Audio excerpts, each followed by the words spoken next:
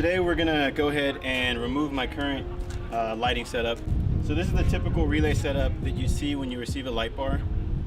Basically it's gonna be much more compact.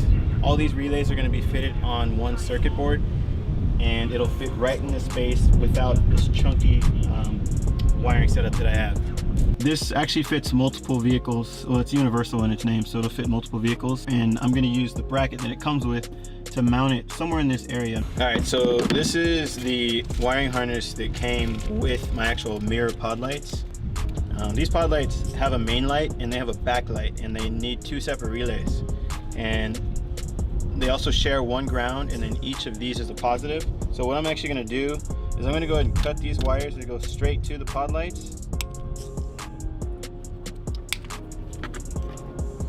Cut both of those, or cut all three of those, and essentially we're gonna crimp a ring terminal on here to be grounded to the frame, and then both of these are positives. One is for the main light and the other is for the back light. So we're gonna go ahead and use a butt connector or a quick disconnect connector to wire it to the red wire that comes from the main wiring harness of the G1.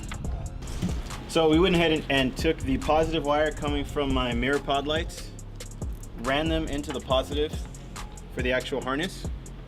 We took the negative and we actually crimped on ring terminals and grounded them to the frame. And with that, the circuit's complete. You see they turn on. I can go ahead and press and hold and switch to strobe mode. And I can turn them off. We went ahead and cut the existing wiring that I had in there.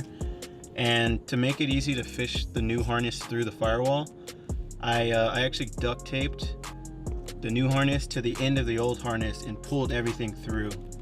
That made it a lot easier to fish the cable through, and it didn't snag on anything. We brought it through the firewall above the gas pedal, and I ran it across to the passenger side and up the A-pillar. From there I ran it above the headliner and to the sunglass holder area. I replaced the 100 amp fuse that it came with a 100 amp breaker that I actually had previously in here. It does the same purpose, with the advantage of the breaker being you can quickly disconnect the power, the positive power, with the press of the button. I just had to keep that in there.